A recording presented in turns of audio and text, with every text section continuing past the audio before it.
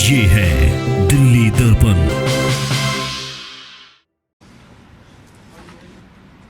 पिछले एक साल से भारतीय जनता पार्टी के प्रवक्ता, भारतीय जनता पार्टी के नेता प्रेस कॉन्फ्रेंस कर करके बार बार ये आरोप लगा रहे हैं कि दिल्ली में शराब घोटाला हुआ। जो भारतीय जनता पार्टी के प्रवक्ता प्रेस कॉन्फ्रेंस कई महीनों तक लगातार करते रहे, वही प्रेस कॉन्फ्रेंसेस के आरोप उसके बाद सीबीआई और ईडी की चार्जशीट में आ गए। 6 महीने से ज्यादा से सीबीआई और ईडी जांच कर रहे हैं। उन्होंने कुल मिलाकर 500 से ज्यादा अफसर इस तथाकथित शराब घोटाले की जांच में लगाए हैं। तो क्या है ये तथाकथित शराब घोटाला? इस तथाकथित शराब घोटाले में मुख्य रूप से 2 आरोप हैं। पहला आरोप है कि नई शराब नीति बनाने के एवज में शराब कारोबारियों से 100 करोड़ रुपए की रिश्वत या किकबैक लिए गए। ये पहला आरोप है जो भारतीय जनता पार्टी लगाती है और उनके बाद सीबीआई और ईडी ने लगाया है। दूसरा आरोप ये है कि ये 100 करोड़ रुपए जो शराब कारोबारियों से लिए गए, उनको आम आदमी पार्टी ने गोवा के चुनाव में लगाया, गोवा के चुनाव में खर्च किया।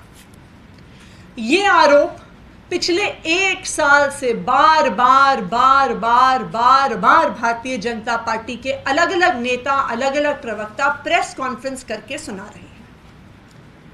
लेकिन कल राउज एवेन्यू कोर्ट ने एक फैसला दिया। 2 लोग जो इस केस में अरेस्टेड थे, राजेश जोशी और गौतम मल्होत्रा, उनको कल राउज एवेन्यू कोर्ट ने जमानत दी और एक 85 पेज का ऑर्डर कल राउज एवेन्यू कोर्ट ने दिया है। ये जो ऑर्डर कल राउज एवेन्यू कोर्ट ने दिया है, मैं चाहूंगी कि भारतीय जनता पार्टी इस ऑर्डर को पढ़े। मैं चाहूंगी कि जो सारे टीवी चैनल पिछले एक साल से इस तथाकथित घोटाले की रिपोर्ट्स चला रहे हैं, इस ऑर्डर को पढ़ें, क्योंकि कल का ये राउज एवेन्यू कोर्ट का ऑर्डर ये स्पष्ट कर देता है कि 100 करोड़ तो छोड़िए, 30 करोड़ छोड़िए, एक नए पैसे के भ्रष्टाचार का सबूत ईडी और सीबीआई के पास नहीं है। बार बार इस 86 पेज के ऑर्डर में जज सिर्फ एक बात दोहरा रहे हैं कि कोई भी सबूत ईडी ने सामने नहीं रखा है। तो जो पहला एक्यूजेशन है, जो पहला आरोप है कि 100 करोड़ का घोटाला हुआ, 100 करोड़ की रिश्वत किकबैक के तौर पर शराब कारोबारियों द्वारा आम आदमी पार्टी को, दिल्ली सरकार को दी गई। इस किकबैक देने में एक शराब कारोबारी गौतम मल्होत्रा जी भी शामिल थे, ऐसा भारतीय जनता पार्टी भी कहती थी, ऐसा सीबीआई भी कह रही थी, ऐसा ईडी भी कह रही थी। लेकिन कल कोर्ट ने बहुत स्पष्ट तौर से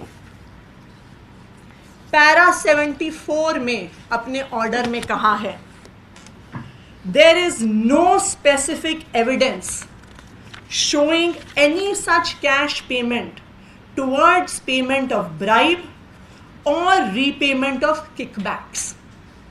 The only evidence presented has been some vague statements made by witnesses, and on the basis of these statements, it cannot be inferred that cash payments were given as bribes. So court ये स्पष्ट तौर से कहता है कि रिश्वत देने का, एक नए पैसे की भी रिश्वत देने का कोई भी सबूत कोर्ट के सामने नहीं रखा गया है। ईडी के पास कोई भी सबूत नहीं है। तो ईडी की कहानी शुरू होती है 100 करोड़ रुपए से। हालांकि ये 100 करोड़ रुपए का जो अमाउंट है ये कहां से आया ये बिल्कुल भी स्पष्ट नहीं है, क्योंकि ईडी खुद अपनी चार्जशीट में सिर्फ 30 करोड़ रुपए के अमाउंट की बात करता है। तो पहले 100 करोड़ से तो ईडी खुद 30 करोड़ पे आ गई।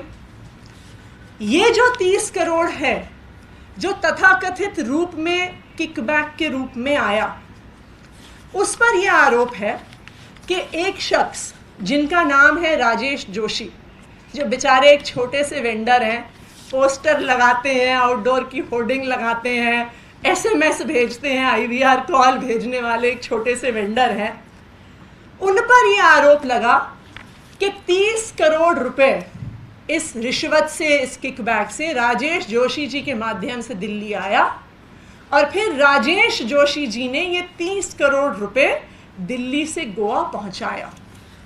तो अब हम 30 करोड़ पे आ गए हैं। तो इस 30 करोड़ की क्या कहानी है इसको हम देखते हैं। पैरा 44 में इस 30 करोड़ रुपए के बारे में कोर्ट ये कहता है, there is no independent evidence collected by the investigating agency to substantiate और कोरॉबोरेट दिस फैक्ट। तो जो 100 करोड़ से 30 करोड़ पर ईडी आई, उस 30 करोड़ पर कोर्ट ने बहुत स्पष्ट तौर से बोला है कि 30 करोड़ के लेन देन का कोई भी सबूत नहीं है। और कोर्ट ने उसके बाद बोला है कि आपके पास जो सबूत है हम उसे सबूत नहीं मान सकते हैं कि राजेश जोशी का नंबर किसी के फ़ोन में सेव था, कि राजेश जोशी ने किसी को कॉल किया। उन्होंने कहा नंबर सेव होना, किसी एक व्यक्ति का दूसरे व्यक्ति को कॉल करना कोई भी सबूत नहीं माना जा सकता। उसके बाद ईडी ने कहा अपने आरोप में कि ये जो 30 करोड़ रुपए राजेश जोशी ने तथाकथित रूप से दिल्ली से गोवा पहुंचाए, इस पैसे का हवाला, इस पैसे का लेन देन पर्चियों के माध्यम से हुआ। इस पर्चियों पर भी कोर्ट ने बहुत सख्त टिप्पणी करी है। इस ऑर्डर के पैरा 46 में इन पर्चियों के बारे में कोर्ट का ये कहना है, however, even these paper slips have not been recovered either in hard or in digital form from the mobile phone of any witness or any hawala operator. Number 2, no record seized from any hawala operator in connection with this amount has been presented to the court. यानी आपने जो कहा कि 30 करोड़ रुपए पर्चियों के लेन then के माध्यम से गोवा, दिल्ली से गोवा गए, उसका भी कोई सबूत ईडी के पास, सीबीआई के पास नहीं है। तो ये तो ध्वस्त हुआ पहला आरोप कि 100 करोड़ की रिश्वत दी गई, क्योंकि ना 100 करोड़ की रिश्वत का, ना उस 100 करोड़ के लेन देन का, ना उसको दिल्ली से गोवा या कहीं पहुंचाने का कोई भी सबूत कोर्ट के सामने रखा गया। दूसरा आरोप, दूसरा मुख्य आरोप जो इस शराब घोटाले में तथाकथित रूप से लगाया गया है कि जो पैसा रिश्वत के तरह से किकबैक के तौर पर 100 करोड़ रुपया आया, उसको गोवा के चुनाव में खर्च किया गया। पिछले 6 महीने से ईडी, सीबीआई के सारे अफसर गोवा में बैठे हुए हैं। उन्होंने आम आदमी पार्टी के साथ काम करने वाले हर वेंडर के ऑफिस में छापा मार दिया, हर वेंडर को पूछताछ के लिए बुलाया, कभी गोवा में बुलाया, कभी दिल्ली में बुलाया। 6 महीने की पूछताछ, 6 महीने के रेड, 6 महीने के छापों के बाद जिस ईडी ने 100 करोड़ रुपए के घोटाले का आरोप लगाया, उन्होंने कोर्ट के सामने कहा कि आम आदमी पार्टी ने गोवा के चुनाव में 19 लाख रुपए कैश में खर्च किया है। तो अब ईडी ने पूरे देश के सामने जांच करके साबित कर दिया है कि आम आदमी पार्टी देश की सबसे ईमानदार पार्टी है, कि आम आदमी पार्टी ने गोवा में चुनाव लड़ा और सिर्फ 19 लाख रुपए कैश में खर्च किए और बाकी सारा खर्चा चेक में किया। ये ईडी की जांच ने साबित कर दिया। तो कल जब राउज एवेन्यू कोर्ट का ये ऑर्डर आया तो मुझे ये लगता है कि इस ऑर्डर के आधार पर जो भारतीय जनता पार्टी के प्रवक्ता, जो भारतीय जनता पार्टी के नेता पिछले 1 साल से चिल्ला चिल्ला के कह रहे थे कि शराब घोटाला हुआ, शराब घोटाला हुआ, अब मैं उम्मीद करती हूं कि वो उतनी ही प्रेस कॉन्फ्रेंस करके माफी मांगेंगे कि कोई भी घोटाला नहीं हुआ, कोई भी घोटाला नहीं हुआ और हम 1 साल से झूठ बोलते हुए आ रहे हैं। कल के इस ऑर्डर ने सीबीआई और ईडी का पर्दाफाश कर दिया है।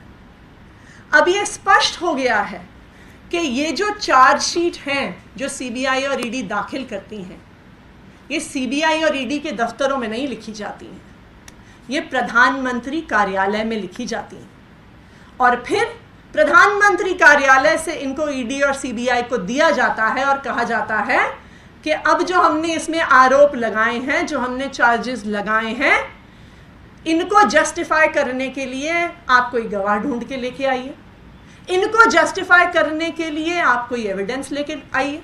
तो फिर ईडी और सीबीआई क्या करती है? वो लोगों को बुलाती है, डराती है, धमकाती है, उनकी कनपट्टी पे थप्पड़ मारकर उनके कान के पर्दे फाड़ती है और फिर उनसे अपने बयान लिखवाती है। जैसा हमने देखा कि 3 लोगों ने, 3 विटनेसेस ने अपने बयान वापस लिए, जिसमें शामिल है समीर महेंद्रू, अरुण पिल्लई, चंदन रेड्डी, और सबने कहा कि हम पे दबाव बनाया गया। चंदन रेड्डी की तो मेडिकल रिपोर्ट भी दिखाती है कि उसे मार मार के उसके कान के पर्दे फाड़ दिए गए। और सीबीआई और ईडी क्या करती है? जब उन्हें कोई ना कोई सबूत दिखाना होता है तो सीबीआई और ईडी को फिर झूठ बोलना पड़ता है कि मनीष सिसोदिया जी ने एविडेंस डिस्ट्रॉय करने के लिए 14 फोन तोड़ डाले। लेकिन जब हम खुद बिना किसी रिसोर्सेज के थोड़ा जांच करते हैं और फोन के IMEI नंबर निकालते हैं तो पता चलता है कि उस 14 में से 7 फोन तो सीबीआई और ईडी के पास खुद हैं और 7 बाकी फोन अभी भी अंडर यूज है। तो ये भी सीबीआई ईडी को जो झूठे एविडेंस प्रेजेंट करने पड़ते हैं उनका पर्दाफाश हो जाता है। फिर सीबीआई और ईडी को लगता है कि हमें कुछ तो दिखाना पड़ेगा, हमें ऊपर से आदेश आया है, हमें पीएमओ से आदेश आया है, तो फिर वो चार्जशीट में संजय सिंह जी का नाम डाल देते हैं। लेकिन जब संजय सिंह जी उन्हें लीगल नोटिस भेजते हैं तो फिर ईडी को माफी मांगनी पड़ती है और कहना पड़ता है कि जी हमसे गलती हो गई, हमने गलती से संजय सिंह जी का नाम डाल दिया। तो कुल मिलाकर एक चीज अब देश के सामने आ गई है कि जो कुछ भी शराब घोटाले के नाम पर बताया जा रहा है ये सरासर झूठ है, बेबुनियाद है, बिना किसी सबूत के है। कोई भी ऐसा घोटाला नहीं हुआ है। और अब कोर्ट की ऐसी टिप्पणी के बाद जहां पर कोर्ट अपने आदेश में ये कहता है कि किसी भी आरोप के लिए there is absence of any satisfactory corroborative material and there are contradictions and deficiencies in the statements that are being made by the enforcement directorate। तो जब कोर्ट ईडी के बारे में ऐसा बयान देता है तो अब देश के प्रधानमंत्री नरेंद्र मोदी जी की और उनकी पार्टी भारतीय जनता पार्टी की ये जिम्मेदारी है कि वो सामने आए और देश से माफ़ी मांगे कि वो पिछले 1 साल से पूरे देश को गुमराह कर रहे हैं, आम आदमी पार्टी को बदनाम कर रहे हैं, अरविंद केजरीवाल को बदनाम कर रहे हैं, मनीष सिसोदिया जी को बदनाम कर रहे हैं। Thank you.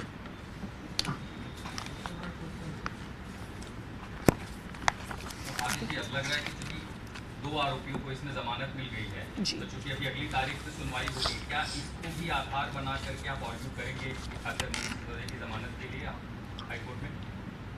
देखिए, हम बिल्कुल आर्ग्यू करेंगे और आज तक चाहे ईडी हो चाहे सीबीआई हो, वो मनीष सिसोदिया जी के खिलाफ कोई भी सबूत कोर्ट में नहीं पेश कर पाई।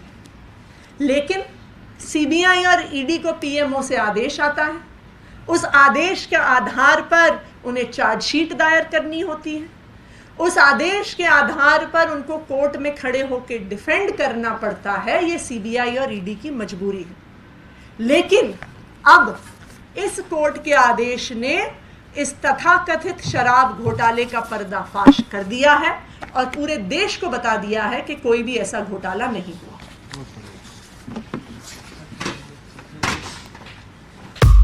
लेटेस्ट खबरों के लिए सब्सक्राइब करें हमारा YouTube चैनल या फिर लॉग ऑन करें www.delhidarpantv.com। खबरों की कवरेज और विज्ञापनों के लिए संपर्क करें इस नंबर पर।